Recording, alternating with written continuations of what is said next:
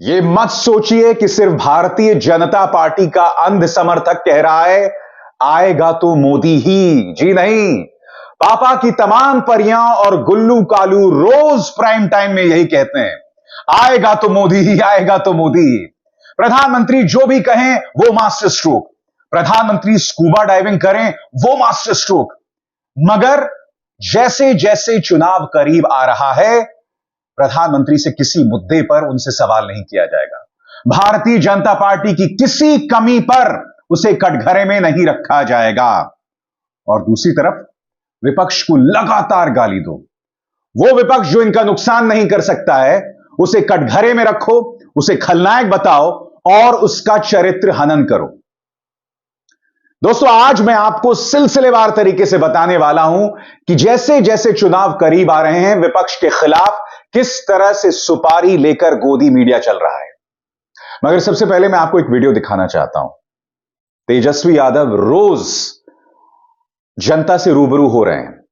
उन्होंने जन विश्वास यात्रा निकाली हुई है। मैं आपसे एक सवाल पूछना चाहता हूं, जिस तरह से उन्हें प्रतिक्रिया मिल रही है, क्या उसकी कोई भी तस्वीर आप तक पहुंच रही है? मैं आपको किशनगंज की तस्वीर दिखाना चाहता हूं। सिर्फ 1 मिनट का वीडियो है दोस्तों, देखिएगा। आप अंदाजा लगाएंगे 5 घंटे देरी पहुंचने के बावजूद जनता उन्हें किस तरह की प्रतिक्रिया दे रही है। देखते हैं। आप लोगों के बीच आए हैं। आप लोग जान रहे हैं कि आगे की लड़ाई के लिए आपकी ताकत चाहिए और हम सब लोगों को मिलकर के एक रहने की जरूरत है। और एक रहेंगे तो हम लोग अपने मुकाम तक पहुंचाएंगे। और हम लोगों का एक साफ मंत्र है, एक एजेंडा है। जो लोग देश को तोड़ना चाहते हैं उनको सबक सिखाना है। आप सब लोग जानते हैं कि हमारे चाचा फिर से पलट गए। ये तो उनकी आदत बन चुकी है। कोई मुख्यमंत्री शपथ लेता है एक बार तो 5 साल सरकार चलाता है, ये हर 1.5 साल बाद पलटी मारते हैं।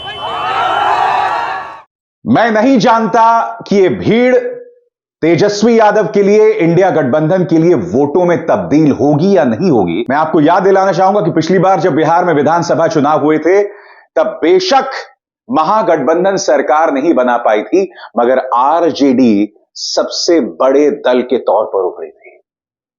आज तेजस्वी यादव की रैलियों में इसी तरह की प्रतिक्रिया मिल रही है। आपसे सवाल पूछना चाहता हूं, कितने गोदी मीडिया न्यूज चैनल्स इस तस्वीर को दिखा रहे हैं?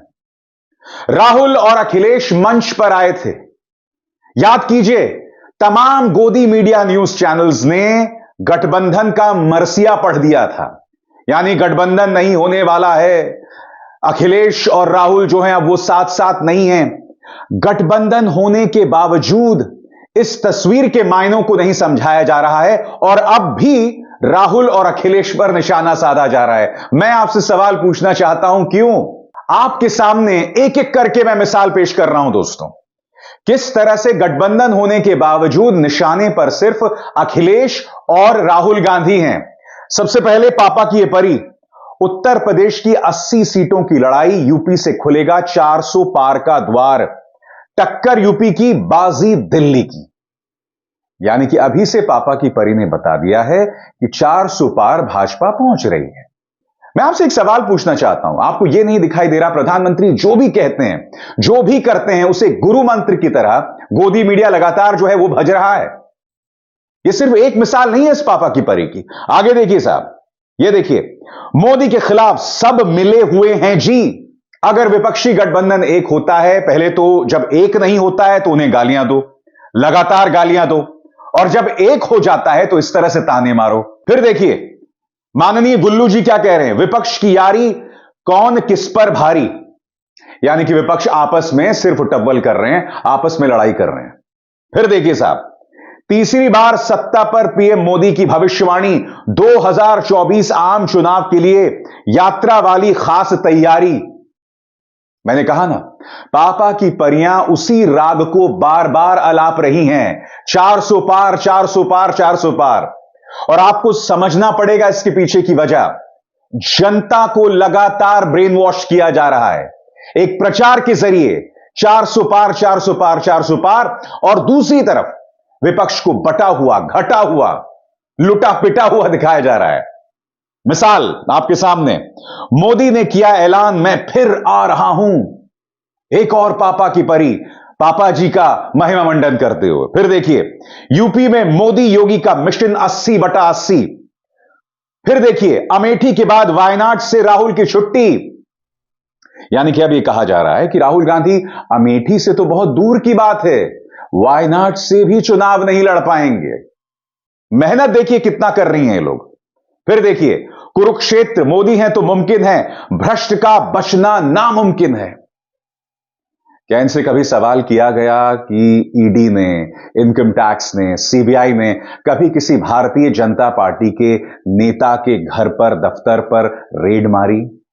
बताइए बताइए, क्या इनसे सवाल पूछा गया कि नरेंद्र तोमर के बेटे एक स्टिंग ऑपरेशन में दिखाई देते हैं, करोड़ों की बात कर रहे होते हैं, वो वीडियो सही है या गलत है उसकी अब तक जांच तक नहीं हुई है, मगर विपक्ष को लगातार भ्रष्ट बताना। फिर देखिए साहब, मोदी की आस्था वाली डुबकी राहुल को बहुत चुभती। आप जानते हैं प्रधानमंत्री नरेंद्र मोदी ने जब द्वारका में इस तरह से डुबकी लगाई थी, जब वो लाल कालीन पर बैठे थे समुद्र तल पर भी, उसी दिन राहुल और अखिलेश ने जोरदार राजनीतिक दस्तक दी थी। ये दोनों पॉलिटिकल पार्टीज लगातार जद्दोजहद कर रही हैं, कोशिश कर रही हैं, उनका मुकाबला जो है वो कठिन से भी ज्यादा है। उनके लिए जीत इस वक्त नामुमकिन दिखाई देती है, मगर विपक्ष कोशिश कर रहा है, लड़ रहा है। हम उत्तर प्रदेश में देख रहे हैं, उसी तरह से जैसा कि मैंने आपको बताया बिहार में तेजस्वी को लगातार प्रतिक्रिया मिल रही है। मगर क्या प्राइम टाइम गोदी मीडिया में इन तस्वीरों को जगह मिलती है? दूसरी तरफ भाजपा की नाकामियां जो रहती है ना दोस्तों, उसकी कोई चर्चा नहीं करता है। मसलन उत्तर प्रदेश में यूपी पुलिस भर्ती को लेकर छात्र एक बार फिर सड़क पर हैं। पुलिस उनके साथ ज्यादती कर रही है, उनका कॉलर पकड़ पकड़ कर उनके मोबाइल फोन्स तक उनसे छीन रही है, ऐसा दावा पत्रकार कर रहे हैं। राजेश साहू जो कि पत्रकार हैं, वो क्या कह रहे हैं मैं पढ़ के सुनाना चाहता हूं। प्रयागराज में ARO परीक्षा के अभ्यर्थी आज फिर से प्रदर्शन पर हैं। बाकी दिनों के मुकाबले पुलिस आज उग्र है, दौड़ाकर पकड़ रही है, युवाओं का मोबाइल अपने कब्जे में ले रही है। छात्र हैं कि पीछे हटने को तैयार नहीं है। पुलिस ने एक हाथ पकड़ा है, छात्र दूसरे हाथ से तख्ती लहरा रहे हैं जिसमें लिखा है एक ही नारा, एक ही नाम, री एग्जाम री एग्जाम। मैं चाहूंगा आप ये वीडियो देखिए क्योंकि ये वीडियो आपको कोई नहीं दिखाएगा।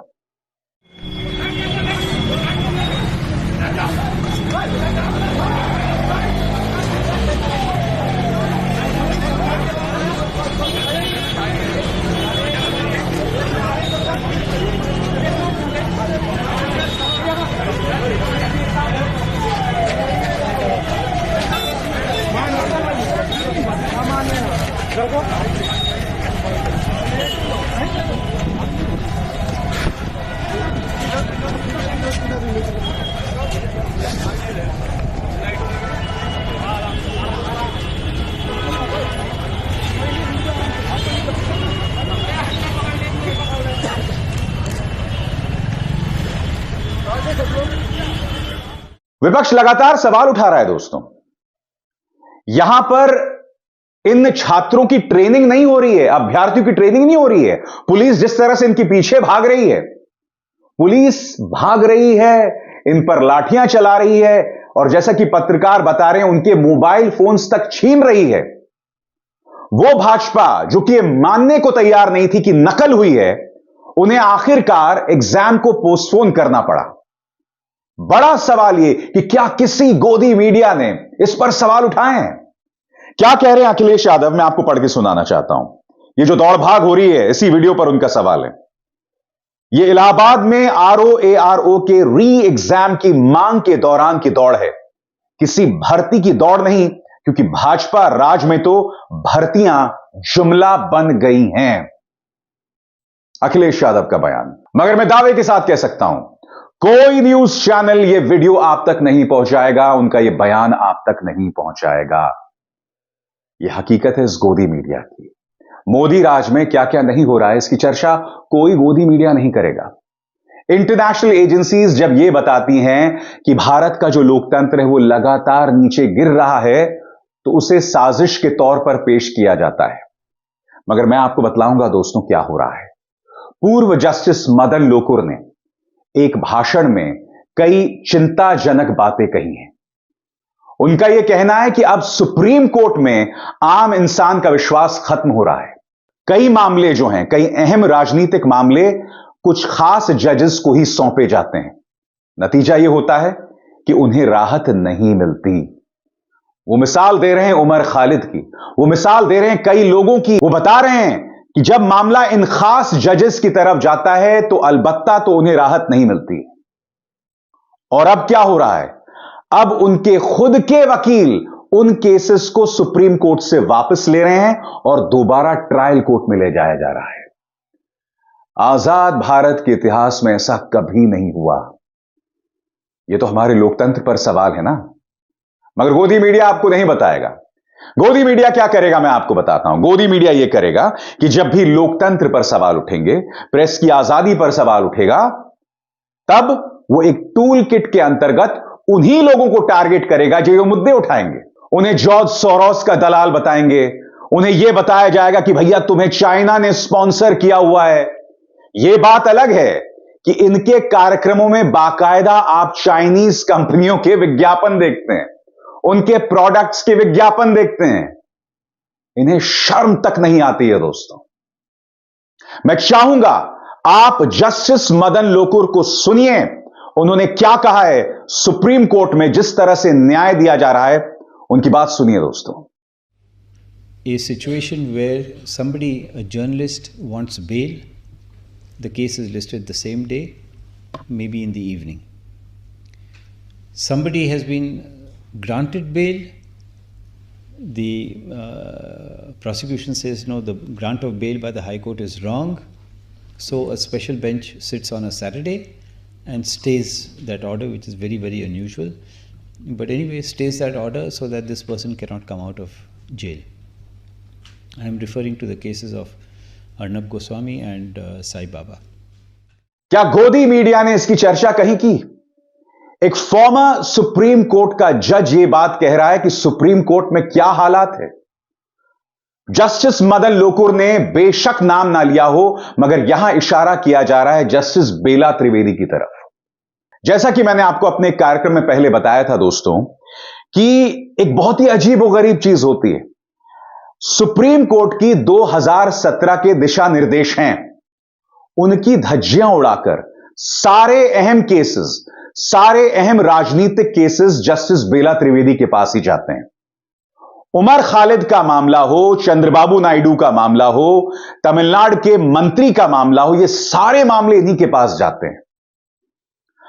कपिल सिब्बल जो कि उमर खालिद के वकील थे, उन्होंने यह तक कह दिया कि मैं अपना केस जस्टिस बेला त्रिवेदी की अदालत से वापस ले रहा हूं।